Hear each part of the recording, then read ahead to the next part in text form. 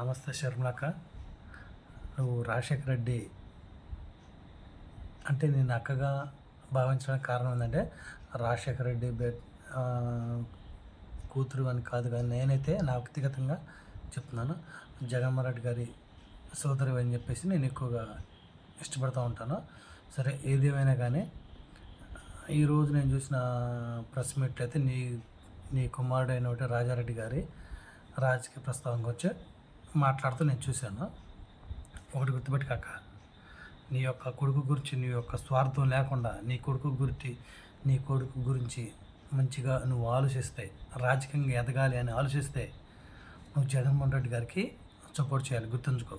First of all లేదు కూడదు, నేను పెద్ద రాజకీయ నాయకుడిని, నేను లేకపోతే జగన్మోహన్ రెడ్డి గారు లేదనేది నీ ఆలోచన అయితే నీ కొడుకు రాజకీయంగా నువ్వు దిగజార్చినట్టే. ఆల్మోస్ట్ నువ్వు కూడా రాజకీయంగా దిగజారిపోయినట్టే, గుర్తుపెట్టుకో. ఎందుకంటే నువ్వు ప్రతి ప్రెస్ మీట్లో జగన్మోహన్ రెడ్డి గారి నుంచి మాట్లాడటం తప్పితే, ఆయన వ్యక్తిగతంగా విమర్శించడం తప్పితే నాకు తెలిసి నువ్వు ఏ రోజు కూడా పొలిటికల్గా మాట్లాడింది లేదు. రాష్ట్రాన్ని గురించి ఉపయోగపడిన సబ్జెక్ట్ చెప్పింది లేదు.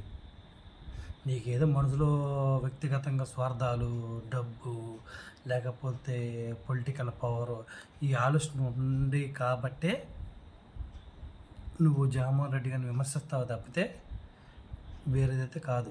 సరే, నీకు ఎన్నైనా ప్రాబ్లమ్స్ ఉండొచ్చు, కాదంట్లా.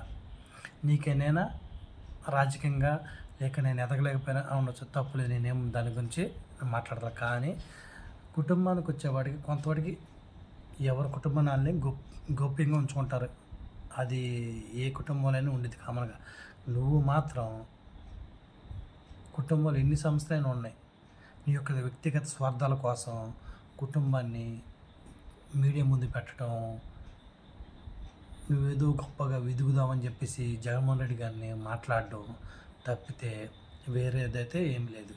కానీ నువ్వు ఇది అనుకుంటున్నావు, జగన్మోహన్ రెడ్డి గారిని కాదని నువ్వు ఎప్పటికీ వెతకలేవు. గుర్తుంచుకో.